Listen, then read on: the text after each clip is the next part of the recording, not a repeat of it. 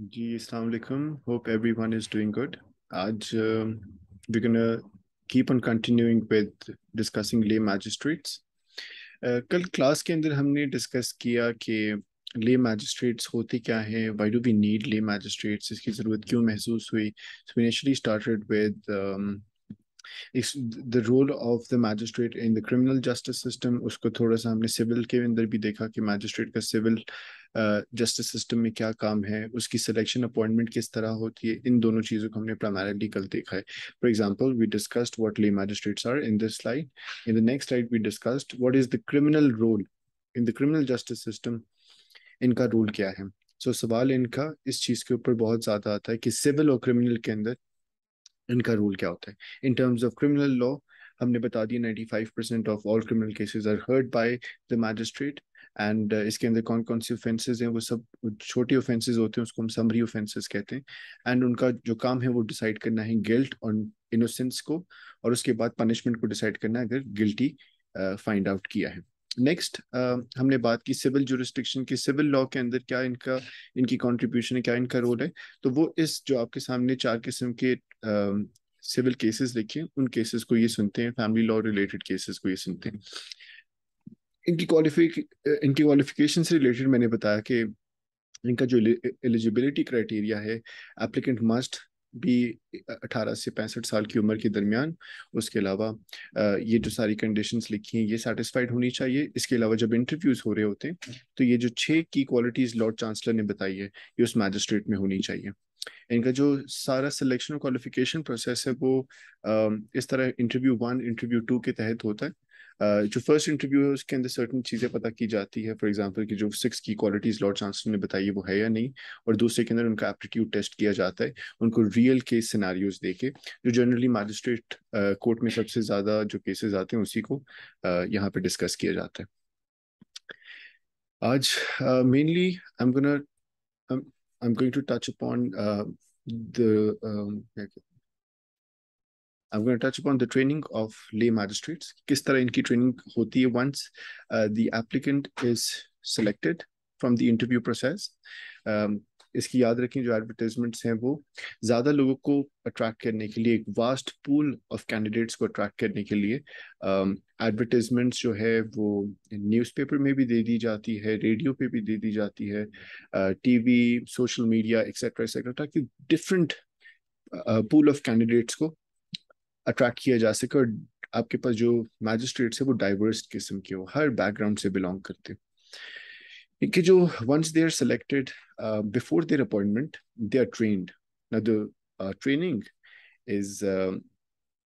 is generally in 5 stages. So the first stage is the initial training. इस initial training के अंदर magistrate को बताया जाता है कि उनका रोल क्या होगा, उनसे एक्सपेक्ट क्या किया जाता है, और उनको उन सिचुएशंस में डाला जाता है to observe the other current magistrates. तो उनको कोर्ट्स में लेके जाया जाता है, उनको दिखाया जाता है कि प्लीज ऑब्जर्व करें कि बाकी मैजिस्ट्रेट्स किस तरह केसेस को डिसाइड करें. वंस ये ये वाला स्टेज गुजरता है तो नेक्स्ट स्टेज है जिसको हम कहते हैं मेंटोरिंग.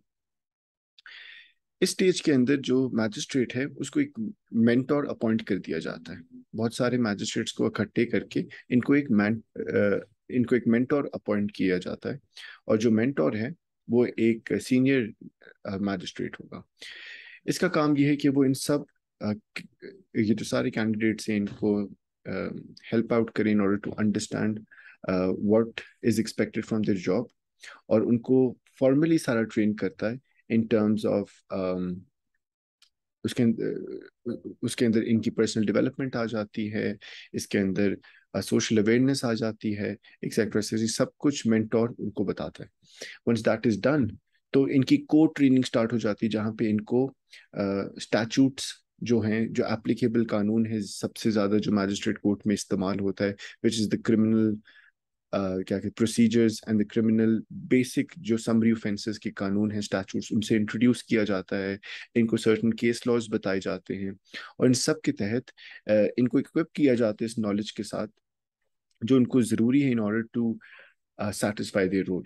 सो वंस ये हो जाता है इनके बाद इनकी कंसोलिडेशन ट्रेनिंग होती है। कंसोलिडेशन ट्रेनिंग का मतलब है जो इन्होंने पिछले 3 स्टेजेस में जो कुछ भी सीखा है उनको सबको इकट्ठा करके इनका टेस्ट लिया जाता है। इनके बारे में पता किया जाता है कि क्या अभी तक इन्होंने पिछले स्टेजेस के अंदर कुछ चीज अचीव की है, नहीं की। इफ दैट इज डन तो नेक्स्ट स्टेज पे बात चली जाती है जिसको फर्स्ट अप्रेजल कहते हैं। अगर कंसोलिडेशन ट्रेनिंग के अंदर जो आपका जुडिशल क्या कहते हैं बोर्ड है, स्टडी बोर्ड, अगर उसको लगता है कि ये मैजिस्ट्रेट इक्विप्ड नहीं है नॉलेज के लिए और इसने तीनों पिछले स्टेजेस के अंदर कुछ नहीं सीखा, तो उसको वो वापस पीछे भेज देता है ट्रेनिंग लेने के लिए। अगर ये रिपीटेडली हो जाता है तो उसको वो निकाल देते हैं। अम, जो लास्ट स्टेज है वो फर्स्ट अप्रेजल का है। मेंटोर जिसने 12-18 महीने पूरी ट्रेनिंग के अंदर लगाए हैं, उनसे एक्सपेक्ट किया जाता है कि वो अब इसको डेमोन्स्ट्रेट करके दिखाए। जब डेमोन्स्ट्रेशन इनकी हो जाती है तो इनकी फर्स्ट अपॉइंटमेंट इनको कर दी जाती है, which is known as the first appraisal. Once that is done, appraisals इनके हर 3 क्या कहते हैं साल के बाद इनको थोड़ा सा अप्रेस किया जाता है। हर साल हर 3 साल के बाद एक दफ़ा इनकी कंटिन्यूइंग ट्रेनिंग भी होती है जिसके अंदर इनको नए स्टैचूट्स अगर आ गए हैं, नए केस लॉज आ गए, नया प्रोसीजर आया है, उनसे इंट्रोड्यूस किया जाता है, जिसके थ्रू वो अपडेट रहते हैं विद लॉ। सो ये सारा आपका ट्रेनिंग प्रोसेस है। जो मेरा नोट मैंने स्लाइड्स के साथ भेजा हुआ है उस नोट के अंदर ये डिटेल्ड आपको सारा ट्रेनिंग प्रोसेस भी मिलेगा। It's very important, so please इसको देखिएगा। Next is the retirement and dismissal of magistrates. Magistrate जब 70 साल का हो जाते हैं तो उसकी रिटायरमेंट हो जाती है। नाउ जब वो 70 साल की उम्र में रिटायर होता है, सो लॉर्ड चीफ जस्टिस जो है which is the head of the high court, इस लॉर्ड चीफ जस्टिस के पास पावर होती है एक मैजिस्ट्रेट को रिमूव करने की। 70 साल से पहले भी अगर उसको लगता है कि there is a ground of incapacity या मिसबिहेवियर, ये इनकेपेबल हो गया मेंटली और इसको अब इससे ये काम नहीं हो सकता, या उसका बिहेवियर बहुत खराब रहा है, या वो बंदा कॉम्पिटेंट नहीं है और फेल करता है in order to understand the whole process, या जो उसको डायरेक्शंस दी जाती है उसके ऊपर नहीं चलता, तो उसको उस बेसिस पे भी निकाला जा सकता है। इसके अलावा वो बहुत ज़्यादा इम्प्रॉपर उसका एटीट्यूड होता है, he is not serious toward the work, he is not very committed, इस बेसिस पे भी निकाला जा सकता है। जैसे 2010 के अंदर there was a case where the magistrate, उसके सामने ट्रायल हो रहा था, केस चल रहा था, पार्टीज उसको बातें समझा रही थी और वो सो रहा था उस पूरे ट्रायल के दौरान, तो उसको निकाल दिया गया बिकॉज इस तरह के एटीट्यूड को नहीं अलाउ किया जाता। अगर आपको कोई भी कंप्लेन है about a magistrate, you can apply to the judicial conduct investigation office, जो मैजिस्ट्रेट्स के बारे में सारी कंप्लेंट सुनता है, और इन ऑर्डर अगर इस किसी भी ग्राउंड के ऊपर अगर आप इनके ऊपर कंप्लेन करना चाहते हो यू कैन डू दैट, और उसको रिमूव किया जा सकता है। जनरली एक चीज याद रखिए, 70 साल की उम्र में मैजिस्ट्रेट रिटायर हो जाता है, बट जैसे ही वो रिटायर होता है he doesn't cease to have lose all the powers. उसके पास जो मैजिस्ट्रेट की पावर होती है, फॉर एग्जांपल वारंट इशू करना, इलेक्ट्रिसिटी बिल्स के ऊपर क्या कहते हैं नोटिस पास करना, एक्सेट्रा एक्सेट्रा, ये कुछ पावर्स वो फिर भी रिटेन करता है इवन जब वो 70 साल की उम्र के बाद रिटायर कर जाते हैं, इन सर्टन सिनेरियोज हाउएवर। इसके अलावा अगर हम बात करें सोशल कॉम्पोजिशन की, कि हमारे जो सारे मैजिस्ट्रेट्स हैं वो किस तरह सोशली कंपोज हुए हैं। ना सोशल कॉम्पोजिशन से मुराद ये है कि आर द ले magistrate representative of the society, क्या ठीक से रिप्रेजेंटेशन सोसाइटी की हो रही है यहाँ पे। ना 17,550 मैजिस्ट्रेट 2016 में है, और उससे पहले 2012 के अंदर 25,000 ले मैजिस्ट्रेट थे। इसका मतलब है मैजिस्ट्रेट का जो नंबर है वो 4 साल के अंदर तकरीबन अच्छा खासा 7-8 हज़ार मैजिस्ट्रेट कम हो गए। The reason are three. एक के बहुत सारे केसेस कोर्ट में नहीं जाते फिलहाल। इसके अलावा जो क्राइम रेट है स्टार्ट शो करते हैं वो भी जरा सा कम हो रहे। और उसके अलावा there were certain types of cases, for example licensing and anti social behaviour, जिसके केसेस मैजिस्ट्रेट में जाते थे। अब in terms of magistrate court ये केसेस वहाँ नहीं जाते, तो इसीलिए थोड़ा सा नंबर भी इनका डिक्रीज हो गया। जहां बात की जाए इनकी डाइवर्सिटी की, तो जो मैजिस्ट्रेट्स हैं उसके अंदर in terms of gender wise 30% are female, 47% are male. Age wise अगर बात की जाए तो अंडर 30 साल से कम मैजिस्ट्रेट सिर्फ 1% है। 50 साल से ऊपर 80% मैजिस्ट्रेट्स हैं ना। ये बड़ा इंपॉर्टेंट स्टार्ट है, बिकॉज जब सवाल आपसे आपके ऊपर आता है कि is are the magistrates really representative of the society, then in terms of gender, yes they are। तो ये स्टार्ट को आप लिख के आप इसके हक में जा सकते हैं। But in terms of the age कहा जाता है magistrates are middle class, middle age and middle minded people. Middle class and middle age बहुत इंपॉर्टेंट है। एक मैं भी क्या कहते हैं मिडिल क्लास में भी आता हूँ, but in terms of middle age magistrates अगर 17,500 मैजिस्ट्रेट्स है, इसके अंदर 15,000 magistrates are above the age of 80। Now जो क्राइम्स जनरली लोग कमिट कर रहे होते हैं और जो मैजिस्ट्रेट कोर्ट में केसेस आते हैं, ये जनरली यूथ रिलेटेड होते हैं। जो समरी ऑफेंसेस हैं, छोटे ऑफेंसेस हैं, people who are generally under the age of 50। 80% जो आपका डिफेंडेंट है वो बिलो द एज ऑफ 50 आता है। नाउ अगर बिलो द एज ऑफ 50 एक बंदा कोर्ट में जा रहा है और उसके सामने जो जज बैठा है वो 50 साल से बड़ा आदमी है, तो उसको रिप्रेजेंटेशन नहीं मिल रही वहां पे। इसलिए कहा जाता है कि magistrates are middle age people. Mainly middle age लोग हैं, यंग लोग आते ही नहीं मैजिस्ट्रेसी के अंदर। एंड बहुत ज्यादा एक्चुअली बूढ़े भी नहीं आते, सो मेनली मिडिल एज ही लोग होते हैं। तो ना बूढ़ों को रिप्रेजेंटेशन मिल रही होती है, ना यंग लोगों को रिप्रेजेंटेशन मिल। इसके पीछे रीजन है कि क्यों ऐसा है। मिडिल एज या मैं यंग लोगों की बात करूं, यंग लोग मैजिस्ट्रेट इसलिए बनते नहीं है बिकॉज एक तो ये अनपेड जॉब है, इट्स अ वॉलंटियर वर्क। और आपको पता है कि 30 साल से छोटा बंदा who would generally want to start earning money, सो वो लाइफ के उस स्टेज के अंदर नहीं होते कि वो वॉलंटियर वर्क उस एज के अंदर स्टार्ट कर दे। हेंस जनरली वो लोग इसको अप्लाई करते हैं जो जनरली रिटायरमेंट के करीब करीब आ चुके होते हैं। हेंस इसीलिए ये अबव 50 का जो नंबर है वो 80% है। इन सब बातों को आप डिस्कस कर सकते हैं। इन टर्म्स ऑफ एथनिसिटी बहुत इंपॉर्टेंट स्टार्ट है कि 89% वाइट मैजिस्ट्रेट्स हैं, जबकि black and other ethnic minorities जो हैं, जिसके अंदर एशियन, ब्लैक, हम देसीज भी आ जाते हैं, सिर्फ 11% रिप्रेजेंटेशन ब्लैक और अदर एथनिक माइनॉरिटीज की है। ये बहुत बड़ा गैप है। और अगर आपसे सवाल पूछा जाए कि क्या वो रिप्रेजेंटेशन, क्या मैजिस्ट्रेट रिप्रेजेंटेटिव है of the society in terms of age and ethnicity, no. The reason is ये स्टैट आपके सामने है। तो जो ब्लैक है, एशियन है, अदर एथनिक माइनॉरिटीज हैं, उनको रिप्रेजेंटेशन कोर्ट में मिल ही नहीं रही। हाउएवर यूके में डेफिनेटली 11% से ज्यादा आपके पास ब्लैक और अदर एशियन एथनिक माइनॉरिटीज हैं। हाउएवर याद रखें कि इसको बेहतर करने के लिए बहुत सारे स्टेप्स लिए गए हैं। जैसे आज जो एडवर्टाइजमेंट है वो डिफरेंट जगहों पे लगाई जाती है, डिफरेंट पूल ऑफ कैंडिडेट्स को अट्रैक्ट करने के लिए डिफरेंट जगहों के ऊपर एडवर्टाइजमेंट्स पब्लिश होती हैं। The reason is because the government wants, the state wants कि एक डाइवर्स मैजिस्ट्रेट्स का पूल हमारे पास है, डाइवर्स एप्लीकेंट्स हमारे पास है, जिसके अंदर से फिर हम इनको सिलेक्ट करें। तो जो कोशिश है वो की जा रही है। हाउएवर स्टार्ट्स आपके सामने। इसके अलावा हर मैजिस्ट्रेट के पास अपना जुडिशल क्लर्क होता है। इसको हम इसका लीगल एडवाइजर होता है, इसको हम क्लर्क कहते हैं। He is known as the magistrates clerk. Now the magistrates clerk is a very a very qualified person. He's either a barrister or a solicitor। या तो बैरिस्टर होगा या सोलिसिटर होगा, और उसका एटलीस्ट 5 साल का एक्सपीरियंस होगा, तो वो एक क्लर्क बन सकता है मैजिस्ट्रेट का। ना मैजिस्ट्रेट का क्लर्क बड़ा इंपॉर्टेंट है बिकॉज मैजिस्ट्रेट को कानून के बारे में ज्यादा नॉलेज नहीं है।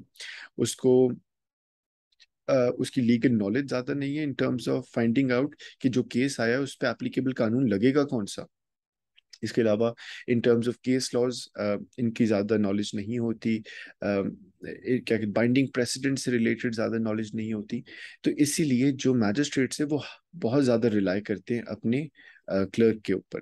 तो ये क्लर्क पढ़ा लिखा आदमी, एक is a barrister, solicitor, and वो जनरली गाइड करता है मैजिस्ट्रेट को इन टर्म्स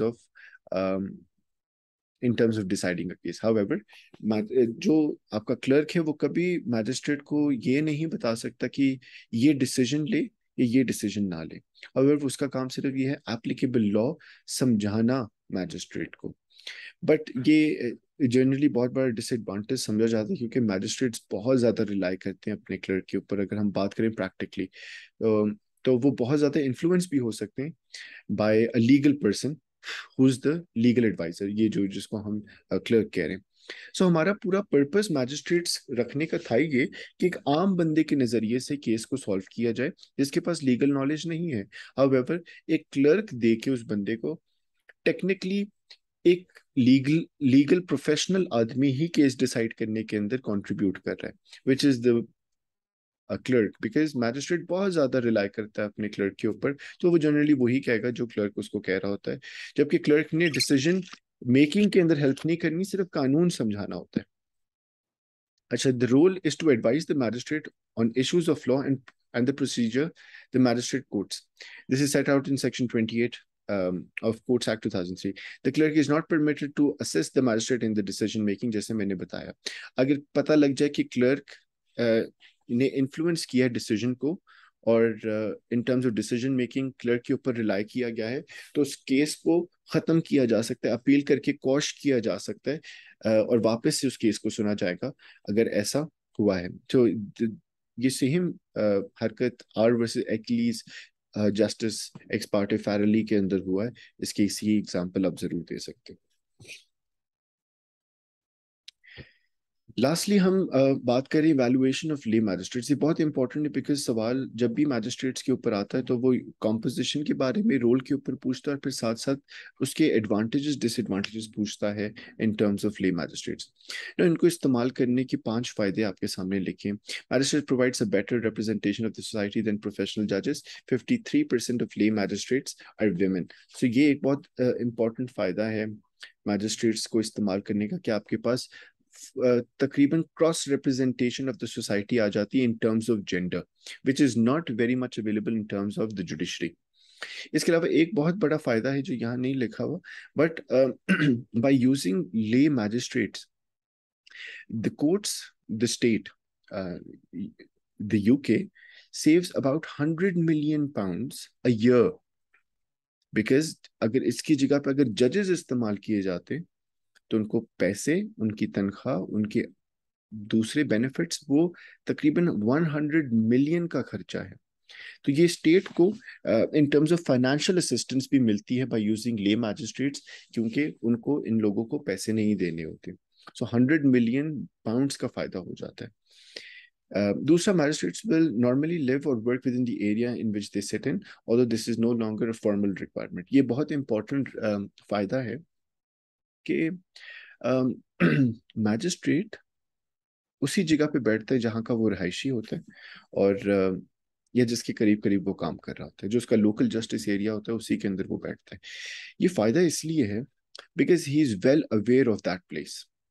उस सोसाइटी की जहाँ पे ये केस सुना जा रहा है, जहाँ का वो मैजिस्ट्रेट कोर्ट है, उस एरिया का वो खुद रिहायशी है, तो उसको उस एरिया की सारी इन्स एंड आउट्स पता है।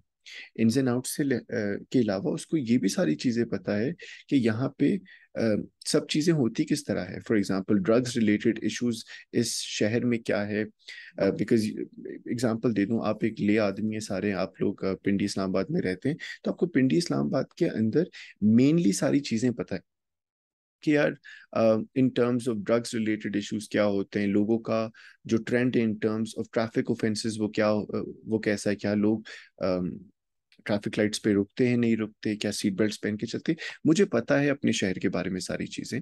तो जब मेरे सामने उस शहर के ही बंदे का केस आएगा तो मैं इजीली उसको डिसाइड करने में मुझे हेल्प मिल जाएगी, रादर देन कि आप नवाबशाह के रहने वाले और आपको यहाँ हुंजा में डाल दिया है कि यहाँ पे बैठ के केसेस को डिसाइड करो, तो आपको यहाँ के इन्स एंड आउट्स नहीं पता, आपको नहीं पता कि यहाँ के लोगों के दिमाग में क्या चल रहा है जब वो ऑफेंस कमिट कर रहा है, बट आपको अपने शहर का जरूर पता होता है। This is a very important advantage. इसको एडवांटेज को मैं कहता हूँ that magistrates have local knowledge, and this local knowledge helps them to decide their case in a more reasonable fashion. The use of lay magistrate, तीसरा, is cheap as it only has to be reimbursed for the expenses and subsistence. The trial itself in the magistrate court is also cheaper than the crown court. ये फायदा जैसे मैं अभी बता रहा था कि अगर ये ना हो magistrates तो it will cost, अगर इसको substitute हम judges के साथ करें, it will cost the courts, the state £100 million a year. The availability of justice of clerk, एक एडवांटेज भी है कि क्लर्क को इस्तेमाल करना एक फ़ायदा इसलिए है क्योंकि जो मैजिस्ट्रेट उसके पास लीगल नॉलेज नहीं है, हेंस ताकि उसको केस डिसाइड करने में लीगल नॉलेज की हेल्प मिल सके, that is why we have the clerk, and the clerk can help the magistrate in order to understand the law properly and the procedure properly in order to decide the case in a good manner. तो ये फायदा भी है but फिर ये disadvantage के अंदर भी आएगा. There are very few appeals of the magistrate courts. This stat shows that they are doing a good job. Now magistrates court से जो अपील होती है बहुत कम की जाती है. जनरली लोग जो मैजिस्ट्रेट कहते हैं उसी को तस्लीम कर लेते हैं और घर चले जाते हैं, उसको अपील नहीं करते, because they know that this guy who is deciding the case is one of us. He is not a जज, he's one of us, and he's deciding our case on the basis of objective viewpoint, एक reasonable point के लिहाज से वो case को decide कर रहा है, तो लोग उसको अपील नहीं करते. स्टैट्स शो करते हैं कि अपील बहुत कम मैजिस्ट्रेट कोर्ट से ऊपर जाती है, hence this shows that they are doing a good job. In terms of lay magistrates के एडवांटेजेस ये हो गए. नेक्स्ट आ जाते हैं disadvantages. In terms of disadvantages, एक सब अब जो सारे एडवांटेजेस हैं वो कुछ तरह से डिसएडवांटेजेस भी बनेंगे.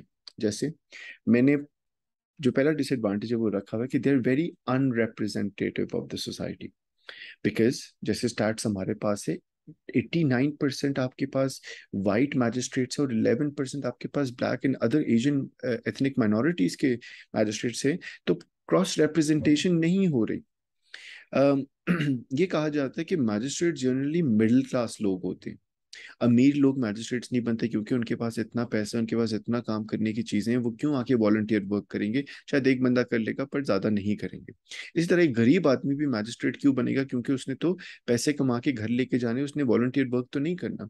तो जनरली जो मिडिल क्लास लोग होते हैं, जो 9 to 5 जॉब कर रहे होते हैं, वाइट कॉलर कुछ जॉब्स कर रहे होते हैं, ये सारी चीजें जनरली वही पार्टिसिपेट करते हैं. तो representation of poor people and very rich people is not there in lay magistrates. So ये कहा जाता है middle age, middle minded people and middle class people. So they are not very cross representative of the society, और ये इसके reasons मैंने यहाँ लिखे. Over the last few years, the magistrate courts uh, have been closing, which can cause problems for the access to some people, and we are therefore increasingly losing the local knowledge aspect. बहुत सारे जगहों के ऊपर magistrate courts बंद हो रहे हैं, और जो मैजिस्ट्रेट कोर्ट है अब वो बड़ी बड़े, एक मैजिस्ट्रेट काफी बड़ी बड़ी जगह को केटर करता है रादर देन कि हर जगह का अपना अपना मैजिस्ट्रेट कोर्ट हो. इसका डिसएडवांटेज ये है बंद करने का कि फिर हर जगह के लोकल नॉलेज के हिसाब से हमने बंदा बिठाया था वो हम लूज कर रहे हैं, लोकल नॉलेज का एस्पेक्ट. इसके अलावा although lay magistrates are more representative than and the professional judges, the magistracy is often criticized for being middle-aged, middle-class, and middle-minded people. There are measures being put in place to combat this and make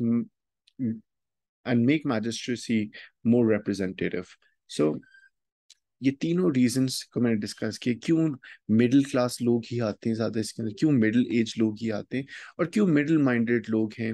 ज़्यादातर आपके middle class लोग हैं जो managerial positions किसी जगह पे hold करके बैठे, और वो 9 to 5 वाले लोग इसमें आके काम करते हैं, एक बिजनेस वाला बंदा काम नहीं करता. तो middle age, middle class and middle minded people. Magistrates के बारे में एक डिसएडवांटेज ये स्टार्ट शो करते हैं that they are very prosecution biased. By prosecution biased I mean कि ये स्टेट का बहुत साथ देते हैं, और जो इनके पास डिफेंडेंट आता है, एलिज्ड जो क्रिमिनल हैं, उसको जनरली अंदर ही करते हैं. इक्विटल रेट बहुत कम है इनका। मतलब जब इनके पास केस आता है तो 90% के अंदर ही करते हैं, 90% की उन पे फाइन लगाते हैं, 90% वो गिल्टी करते हैं, 10% लोगों को छोड़ देते हैं ये। बिकॉज एक magistrate is a layman, and they're always assisted by police, etc etc, all these people। तो उनके साथ उनकी गपशप भी हो जाती है। तो जब भी स्टेट या पुलिस एक केस पुट ऑन करती है किसी के खिलाफ, तो मैजिस्ट्रेट पुलिस के साथ ही बात करता है और पुलिस की तरफ ही ज्यादा आसानी से डिसीजन दे देता है। तो कहा जाता है देयर प्रोसिक्यूशन बायस्ड। इसके अलावा इनके बारे में ये कहा जाता है कि they are very inconsistent with their sentencing. Magistrate जैसे जजेस बहुत कंसिस्टेंट होते हैं। मैंने एक जुर्म यहाँ पे किया हुंजा में, और आपने एक जुर्म किया है पिंडी के अंदर, और अगर हमारा दोनों का जुर्म सेम है और हम दोनों का केस जज सुन रहा है, मोस्ट प्रॉब्ली हमें पनिशमेंट सेम, तकरीबन सेम सेम मिलेगी। बट मैजिस्ट्रेट्स के बारे में कहा जाता है स्टैट्स कि लंदन के अंदर एक क्राइम कमिट हुआ है और दूसरा क्राइम ब्रिस्टल में कमिट हुआ है, और दोनों सेम क्राइम कमिट हुआ है by a same type of person, but they will be sentenced very differently.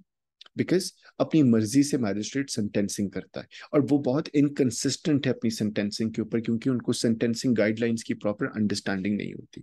Lastly, there is too much heavy reliance on judicial clerk. आप इसमें इस केस का हवाला भी दे सकते हो कि देखो ऐसी सिचुएशंस होती हैं जहाँ पे जो डिसीजन मेकिंग है उसमें क्लर्क हेल्प आउट कर देता है। So that being said, we are done with our chapter of lay magistrate. मैं आपके साथ एक सवाल शेयर कर दूं in terms of lay magistrate, जिसको थोड़ा सा डिस्कस करते हैं कि सवाल किस तरह का आ जाता है हमारे पास in terms of lay magistrate. Just give me a second.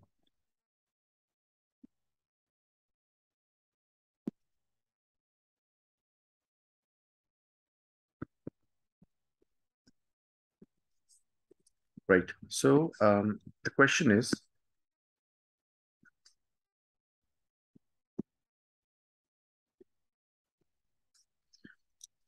right, the question is, explain both civil and criminal role of lay magistrate in the English legal system, and assess how far is it true to say that they are representative of the society.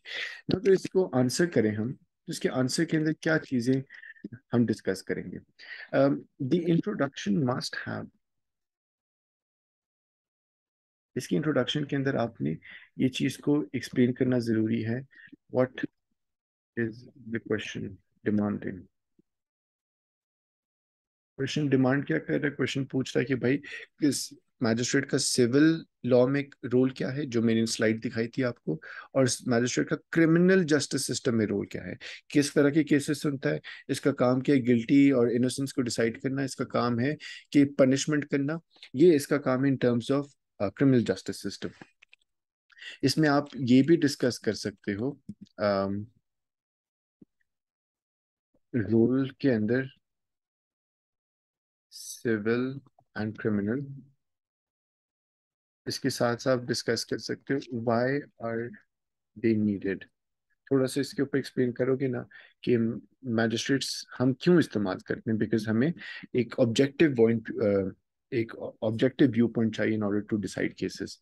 So role के बाद जब आप दो paragraphs role के डाल देंगे, पहला paragraph introduction का डाल देंगे, assess how far is it true to say they are representative of the society। इनकी रिप्रेजेंटेशन के स्टैट्स लिखेंगे आप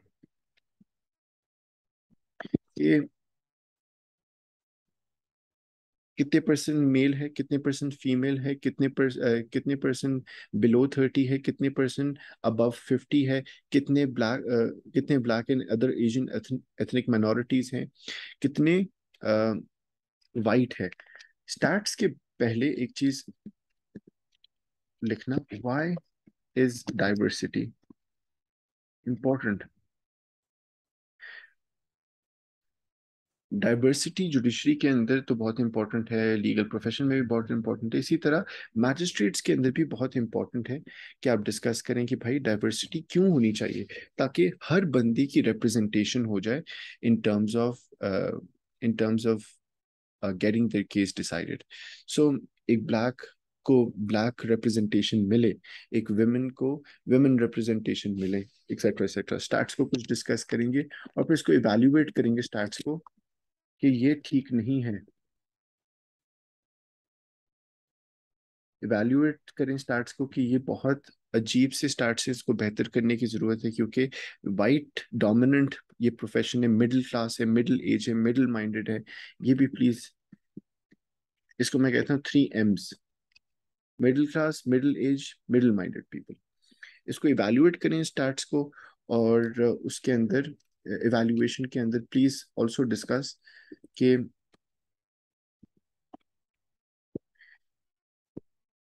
what steps have been taken over here। Steps लिए गए हैं, इनकी जो एप्लीकेशन प्रोसीजर है उसको बहुत वास्ट पूल को अट्रैक्ट करने के लिए डिफरेंट तरीके से एडवर्टाइज किया जाता है, एक्सेट्रा एक्सेट्रा। ये स्टेप्स लिए गए हैं। अगर इसको कंक्लूड करें हम, तो यहाँ पे हम लिखेंगे कि they in terms of gender, the representation is adequate।